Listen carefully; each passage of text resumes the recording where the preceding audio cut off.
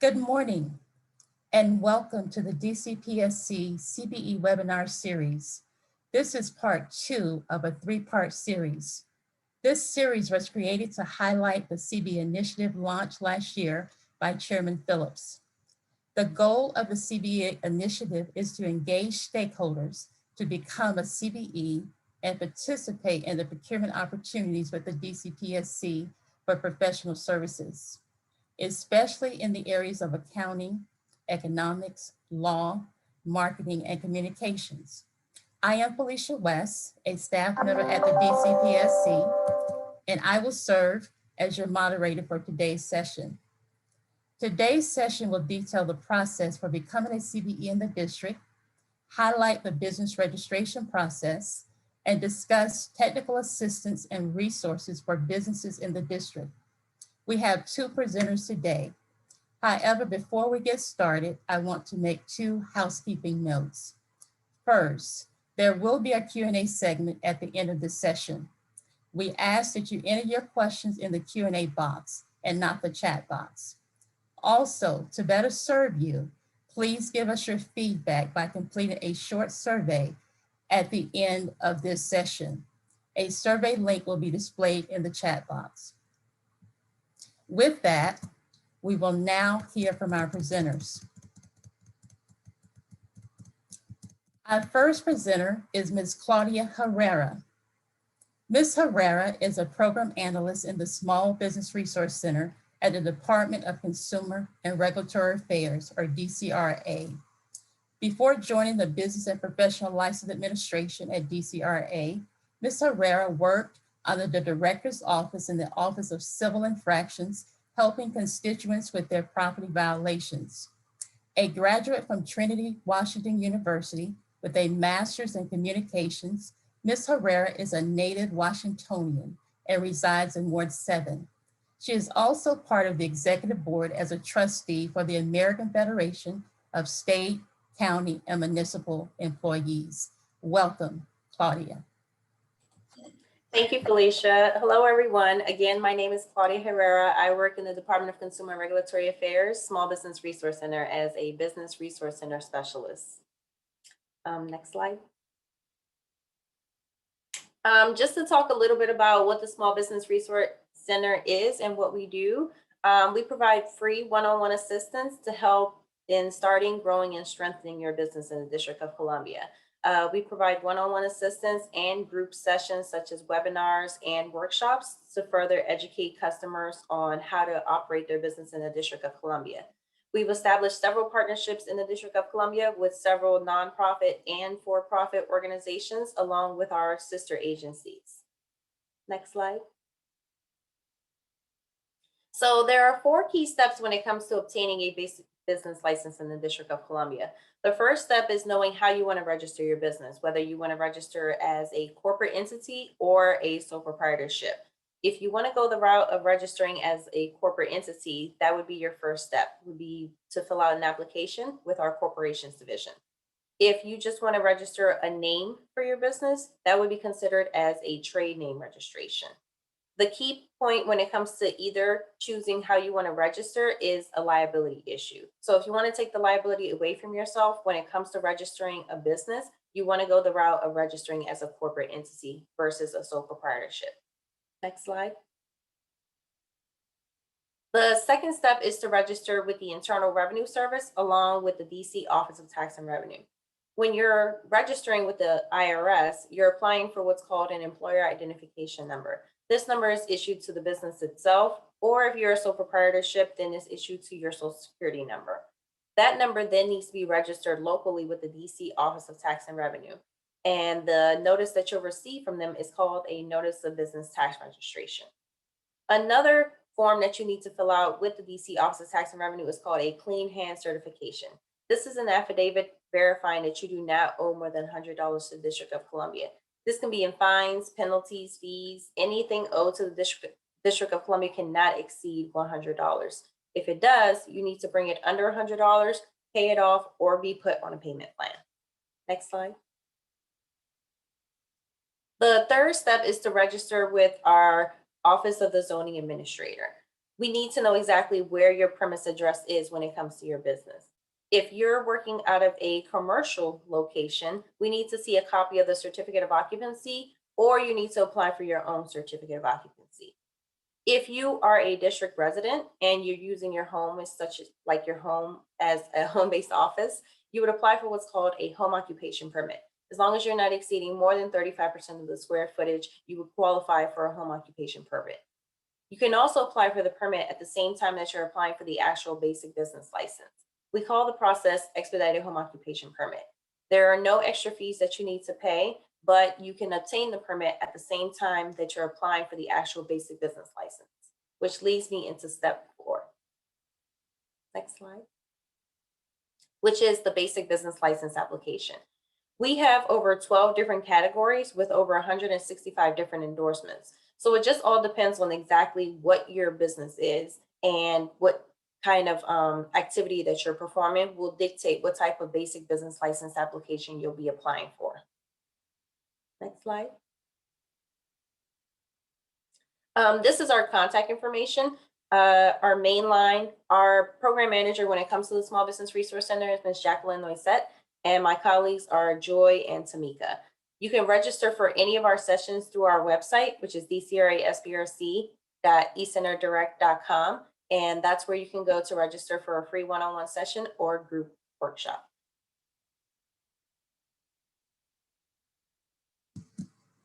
Thank you, Claudia, for that presentation. I hope we are taking notes and looking at how we can become, get our license and become a CBE. Our next presenter is Ms. Melissa Russell. For more than a decade, Ms. Russell has served as a business certification manager for the Certified Business Enterprise Program with the DC Department of Small and Local Business Development, or DSLBD. She is responsible for monitoring over 1,900 certified businesses and contributes to the district's spend with the CBEs by providing the supply needed to the statutory requirements of the CBE program. Last fiscal year, the district spent over $900 million with CBEs that maintain the program's small subcategory. Prior to her assignment with DSLBD, Ms. Russell served as a Community Development Block Grant Compliance Officer for the Office of the Deputy Mayor for Planning and Economic Development. Through her tenure, she applied her compliance expertise in federal regulations and laws governing funding resources for housing and economic development projects throughout the district. Welcome, Melissa.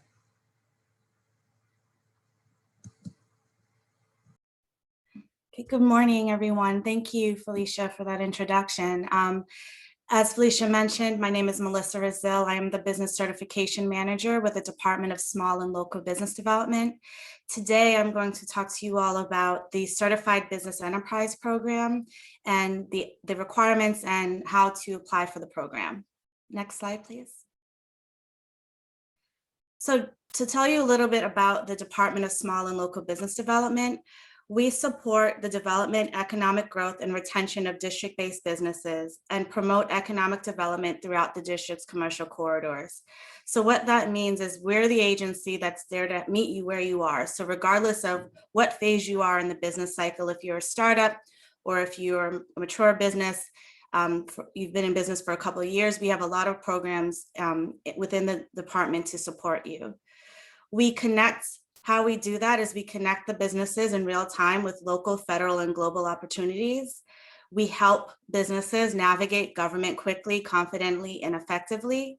And every entrepreneur and small business with a great idea and a great plan, we ensure that you have the capital to make it happen through a lot of our partnerships and in-house opportunities. Next slide, please. So the Certified Business Enterprise Program is a small business inclusion program. So it's a program for-profit entities that are headquartered in the District of Columbia. The CBE program, it helps your business compete for government contracts by providing you with preference that we'll talk about a little bit later in the slide.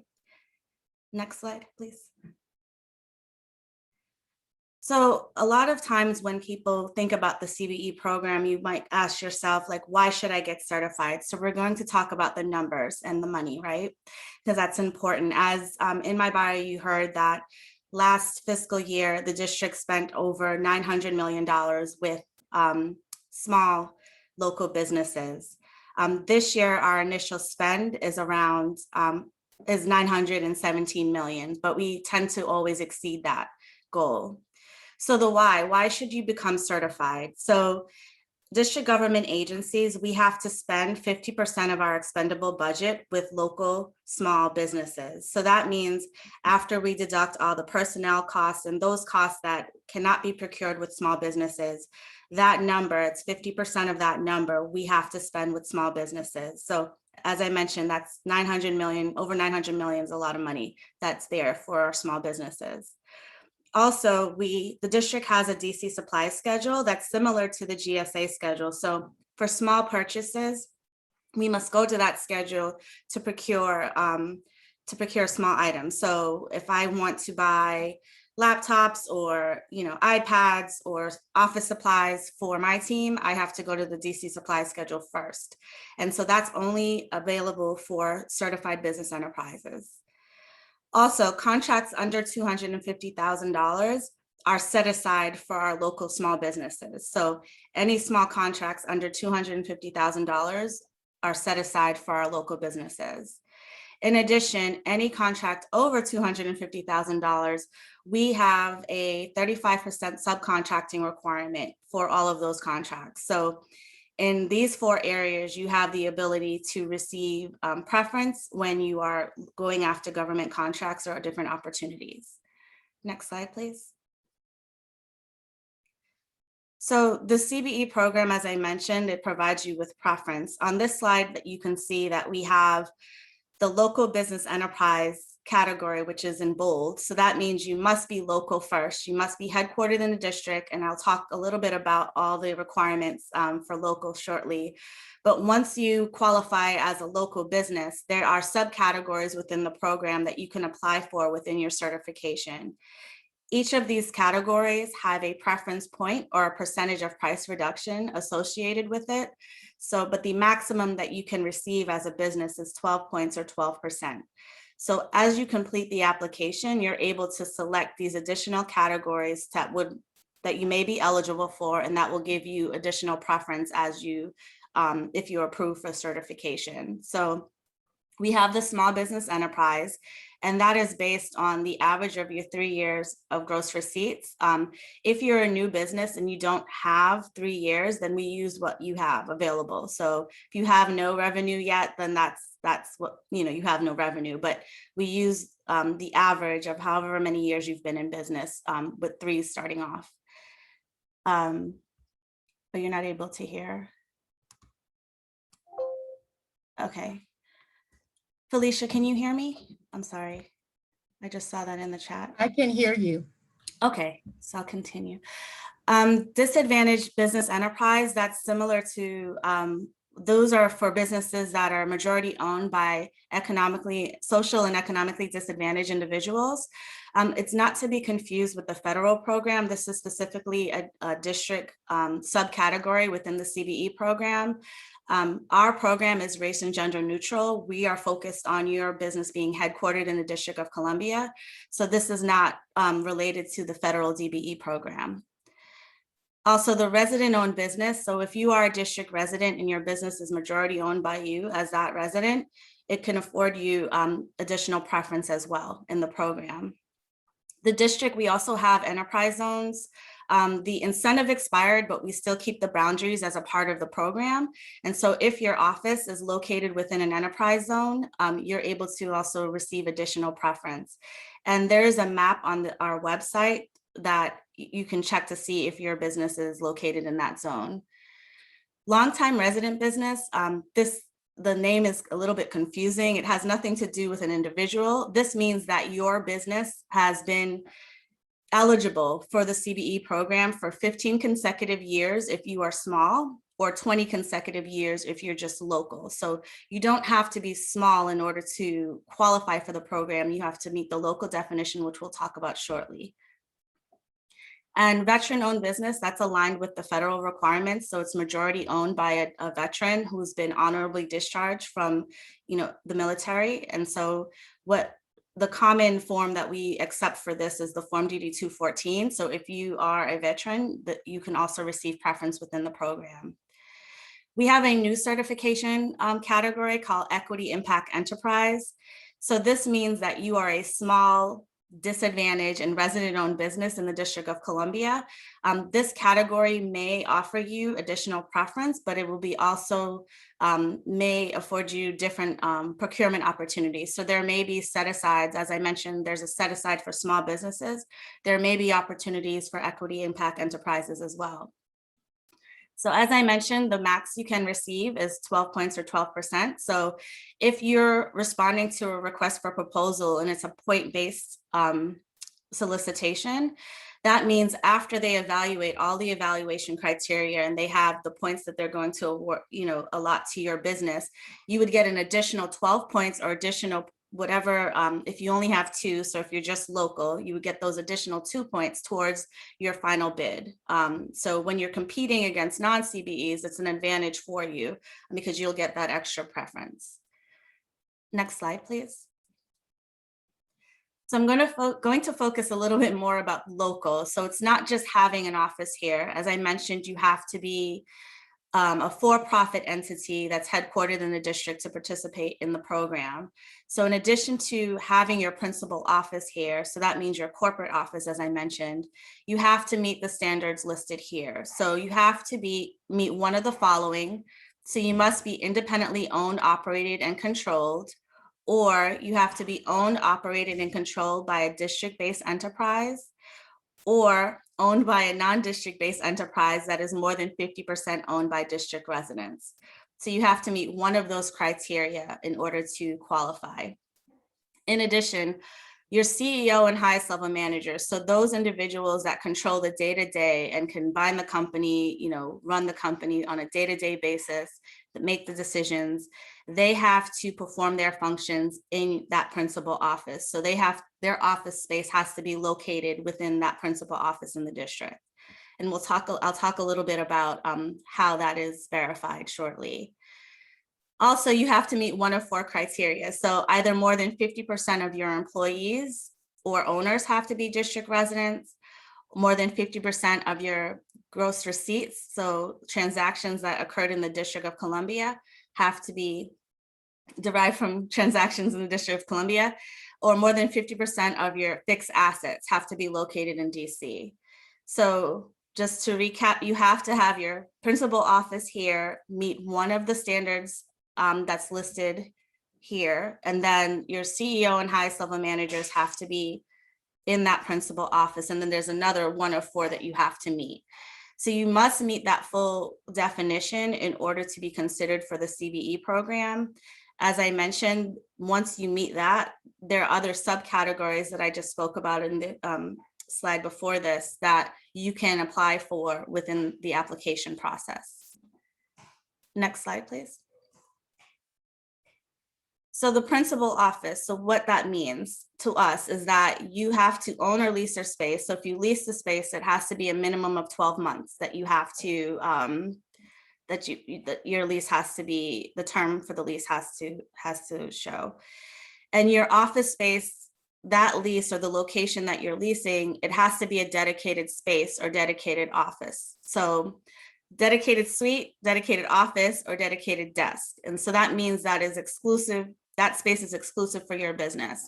So this really comes into play when we talk about the shared workspaces. So the WeWorks, the Regis, a lot of those office spaces in the district, they do offer membership agreements where you can go month to month. We do not accept month-to-month leases, but we have worked with a lot of those spaces to ensure that that 12-month term can be verified with the leasing space, but you have to have a dedicated space within that. So a lot of those spaces have the option to obtain a dedicated office or obtain a dedicated desk. And if we go back to that local definition, depending on how many highest level managers you have to show that you have sufficient space for those individuals to operate within those locations. And when we talk about a principal office, we also look at where your bookkeeping and record keeping occurs, where your payroll is maintained, where you store books and records, and the directing and controlling activities for all the managers. So we know in this day and age, a lot of that happens virtually, right? So we'll talk about this shortly, where we do conduct a site visit where we'll be able to ask you these types of questions related to where do you store your books, how do you do your payroll, and if you're able to demonstrate that through your computer or laptop, that should be sufficient to meet this criteria. Next slide. So how do you apply? So you would go to our website, which is dslbd.dc.gov. If you go to the Get Certified tab on our website, you can hover over that. There's a new applicant section. So within that section, there's a link that says register in the district enterprise system, or the DES.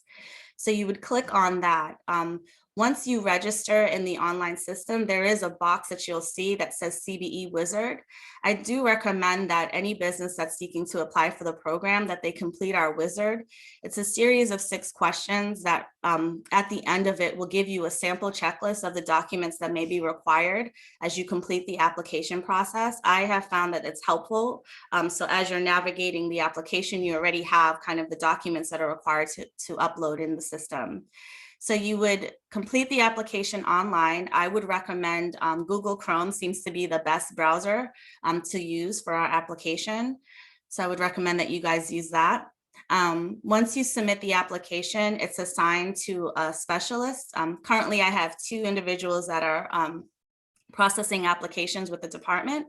And so it's assigned on rotation, and within 10 business days, you'll hear from that assigned specialist as to whether or not there are any deficiencies with their application. So they will detail, what they need to proceed, and then give you time to also respond to that deficiency. If everything is good to go, the application process can take up to 45 business days. There is a site visit that is included in that timeline. The only exception to the site visit is if you are a district resident and you're a home-based business. We do not do site visits for home-based businesses at this time, but that's the only exception if you're a resident-owned business. Once you receive a determination, hopefully you are approved, you'll receive an email that has your approval letter, and you are automatically populated to our website. Currently, we have over 1,900 active CBEs, so you would be part of that list where the public can go look for you and start sending you opportunities. Next slide, please. So in addition to reaching out to the team directly, on the 2nd and 4th Thursday of every month, in partnership with the Department of Consumer and Regulatory Affairs Small Business Resource Center, you heard from Claudia earlier today, we do have one-on-one sessions. So from 9 to 4 p.m. right now, they're virtual in nature. We do phone calls right now, but once we begin to open up, these are held in person at the Small Business Resource Center. You can sign up for a one-on-one. So if you have trouble navigating the application, you have questions about the application process, or you have questions about doing business in general in the district, you can sign up for a one-on-one session with my team, and we can be there to answer any questions that you have. So that's an option for you as well. Next slide. So this slide, you have the agency website that I mentioned, also our main number. Right now that's routed to, you can select the division that you're looking for, the certification, and it's routed to our cell phones right now.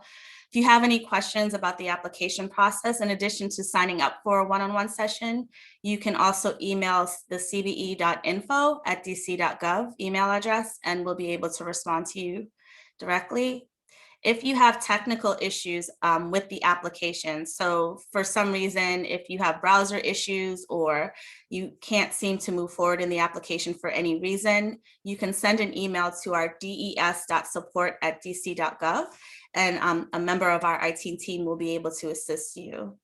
And the link is also here for the one-on-one session that I mentioned for one-on-one assistance.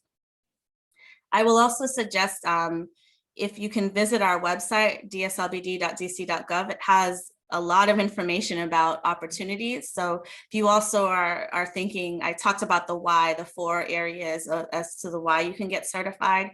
If you want to look at specifically as it pertains to the agency spend that I talked about, the over $900 million, we do have the Green Book. It's called the Small Business Opportunity Guide.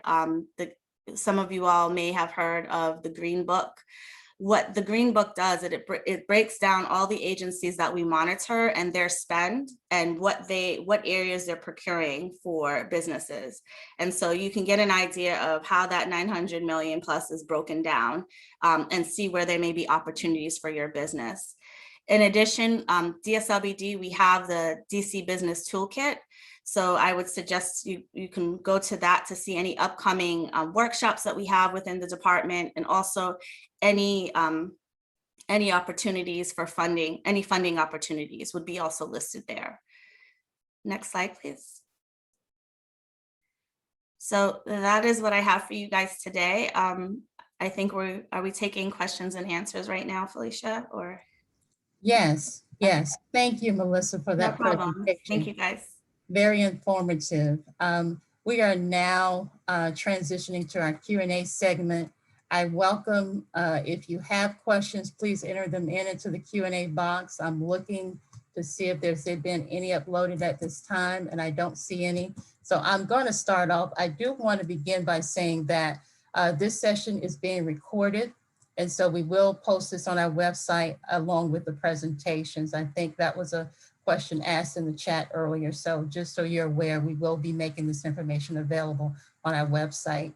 To kick us off, and I'm going to give a few moments while people are trying to see. I see one question about the Green Book. Is that provided or available online, Melissa? Yes, I'm going to hopefully post it in the chat. So that's the link to greenbookdc.com. So you'll be able to see that on our website. Okay, wonderful, wonderful.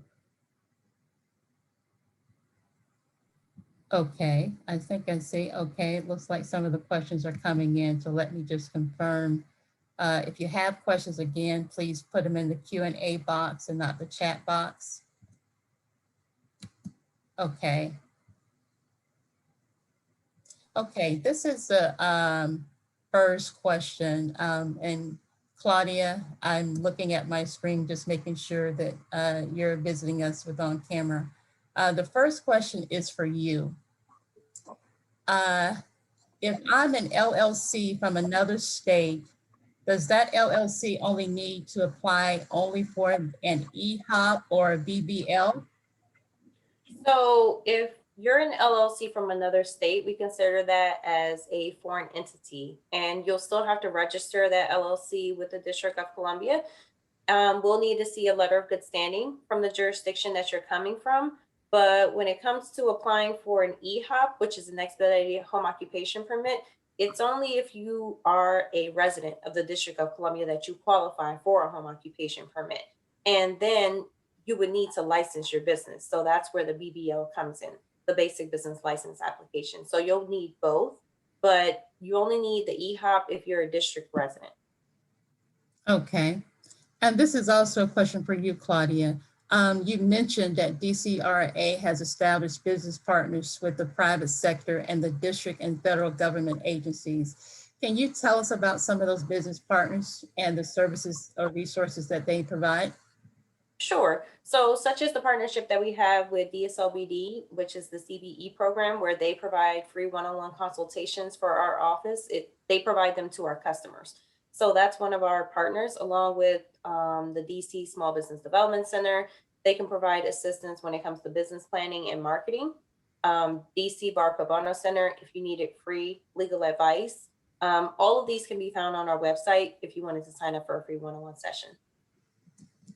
Okay, and one of the things I did want to mention, and just to get in a little bit more detail about some of the day-to-day resources. I know you mentioned this is for Claudia, the one-on-one assistance that you have. Is that by appointment, or it's just that you have certain hours that you can call in and participate?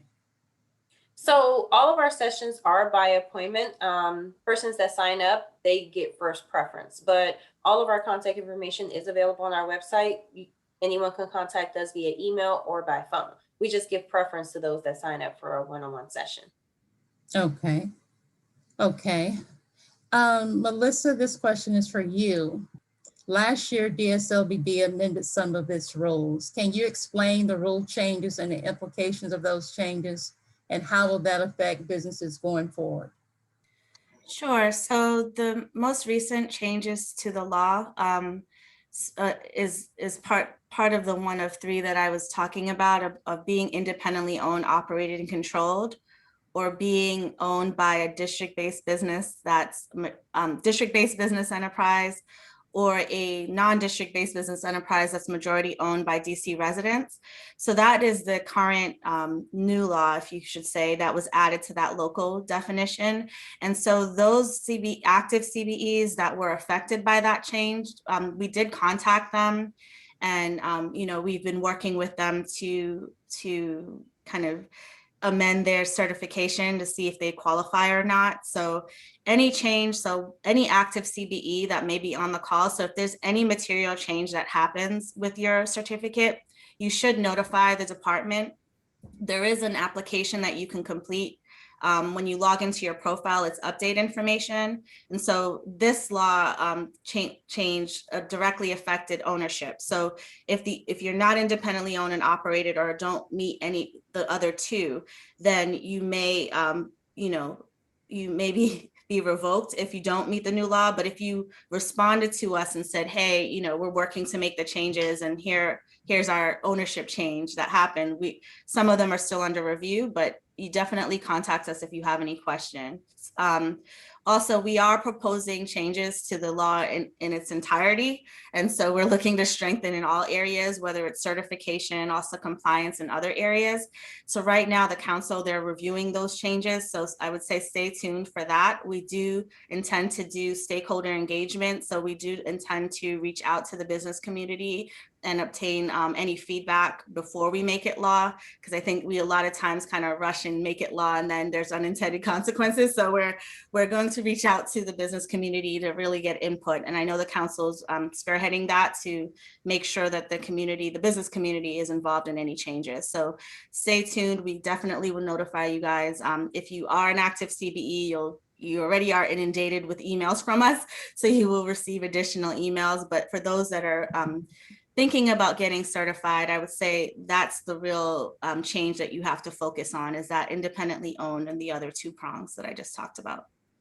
Wonderful. I have a follow-up to your response, and this is for both of you, Claudia and Melissa. Of course, we know that we are been a year in a pandemic, and so I'm just curious as to how your processes have evolved or been amended during this time in terms of the requirements and rules. And I'll go ahead and start with Claudia on this question. Sure. So all of our processes have been streamlined to be done online. We started this even before the pandemic when it came to anything that you had to do with DCRA. This is from corporate registration, permitting, and licensing. But also when it came to our sessions, as Melissa stated, we perform them now via telephone. And in certain circumstances, we can do meetings like using Microsoft Teams or WebEx to give a little bit more assistance to those customers that need like more hands-on technical assistance. Okay, I would say for the certification process, I mentioned we conduct site visits to certain locations. That's virtual right now. So we have the businesses seeking certification fill out an affidavit, basically allowing us to do a virtual visit, but also knowing that once we kind of open up fully, that they're going to allow us to actually do an in-person visit as well. And so that is, we use WebEx for those visits, but everything is really virtual right now since we're all still teleworking. So that's the major change. We were able to continue processing applications, but just in a virtual space. Thank you both for that. I'm reading another question coming in through the Q&A box. The question says, it seems hard to get a business license from DCRA. How long does the process take? Usually our licenses are issued within 24 to 48 hours. It just all depends on the actual activity. Some licenses have to go through background checks, such as like for general contractors and things of that nature. So it just really all depends on the actual category that one is applying for. And Melissa, I think you said this during your presentation, but there's a question coming in. How long does it take to become a CBE? So it could take up to 45 business days. And I would always, I say up to, just because it just depends on how thorough your application is and how tight it is. So like I mentioned the CBE wizard. So really kind of that's helpful to kind of organize the documents that are needed as a part of the process, because if you're missing a lot of documents, there can be a lot of back and forth. So that may kind of extend the time that it takes, but up to 45 is our target. So it's up to 45 days if you have all the information and you have a complete package. Correct. Okay. Just for you, Melissa, I'm a new business and I want to develop my business and clientele. How can I best utilize the support services of DSLBD to assist me? So you want to market your business, I guess, to, if I'm understanding, if you want to market your business to, I guess, the district and other potential businesses. I know we have, so our business opportunities division, we do have other workshops. I would say maybe you can network there. So because we can't really promote a business because we support all the businesses that we certify and work with. But I would say maybe working with our business opportunities division. Also, we're fortunate to have our a DC Procurement Technical Assistance Center in-house. And so you can always meet with one of the counselors there to figure out what is the best way to market your business, as well as, if you want to go over your capability statement or how you're branding your business. We do have counselors there to help you in that space. So as I mentioned, you can reach out to the certification division and I can direct you to the right division, because we deal with startups, and businesses in any form of the business life cycle. So, but I would say that would be good, the first step. Okay. And with that, just a little bit, changing the course a little bit, what is the cost for CBE certification and how often must I apply for certification? Sure. So the CBE process is free. Obviously, like there's fees with DCRA and other agencies to do business in the District of Columbia, but the actual application process is free. What was the last question? And how often must I apply for certification? So once you're certified, your certificate is good for 3 years. About 90 days before you expire, you do receive an email to recertify. So it's important to kind of keep your information up to date with us so that you are receiving those notifications, but it's 3 years. Okay, thank you for that. This question is for you, Claudia. Are there any policy considerations that DCRA is reviewing to streamline this process? You talked a little bit earlier about what you've done. Is there anything else that you're considering in order to best serve your stakeholders? None that I can think of off of the top of my head. As I mentioned, all of our services are available online. So at any given time, if anyone wants to reach out to us, they can do so via our website, which is dcra.dc.gov. We have a customer service management where it depends on what the need is for the customer, that it goes to that direct division. Okay, thank you. This question is for Melissa. If I have a DBE certification in Maryland, is there reciprocity with the district, and what about the federal government? So we do not have reciprocity with other jurisdictions, just because like I said, our program is race and gender neutral. So we have specific requirements for entry. So currently we do not have any reciprocity with any other programs.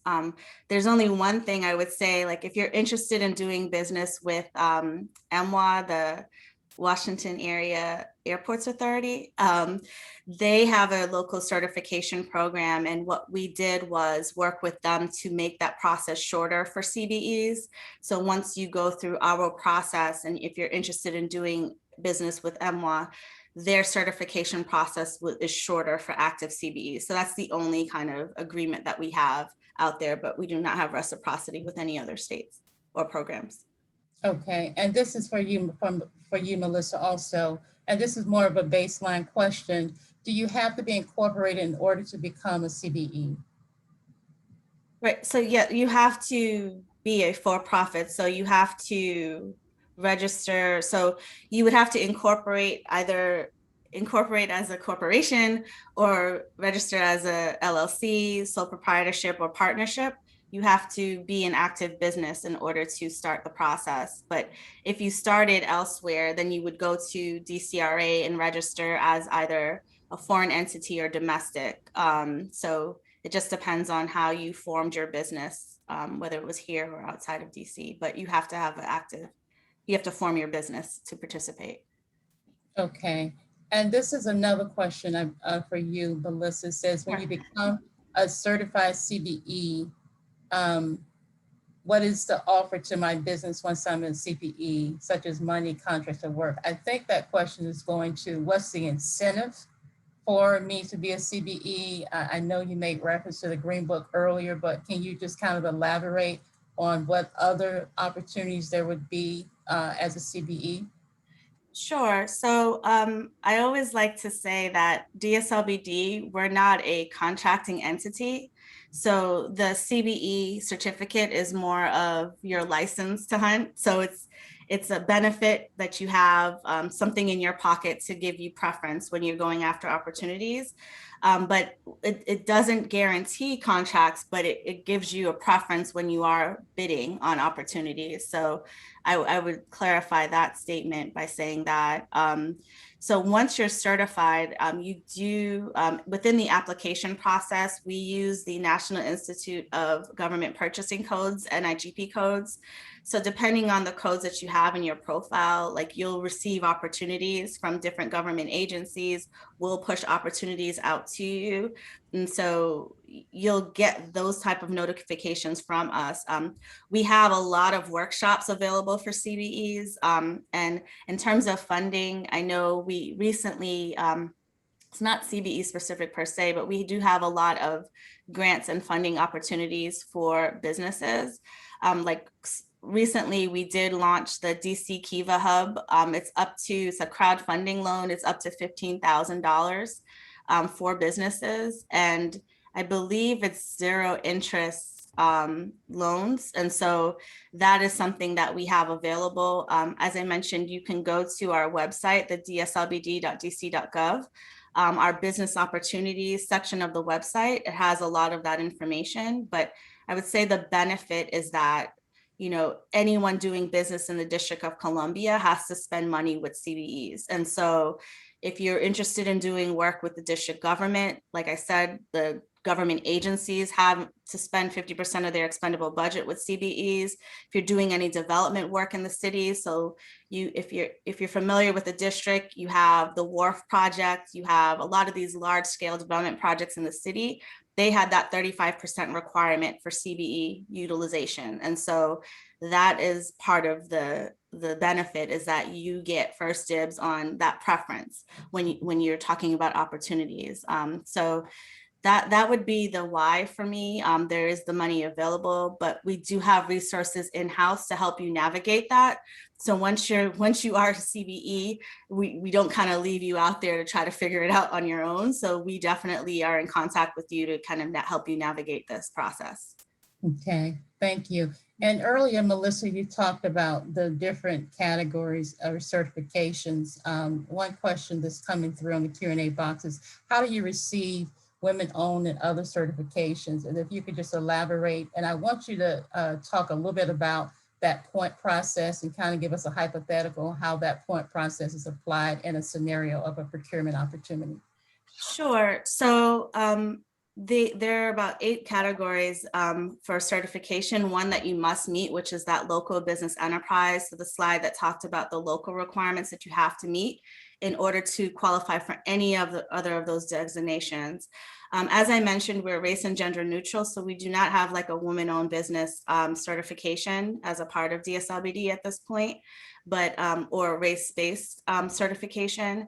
but the other categories, like I mentioned, have preference points related to it. So if I had 12 preference points or 12% price reduction, if I'm responding to a request for proposals, there are proposal points that would be listed in the solicitation, for, the experience of the team, key personnel, pricing, all those things. You'll be rated and evaluated by that contracting entity on those things. And so if you had, for example, I would say 90 points, right?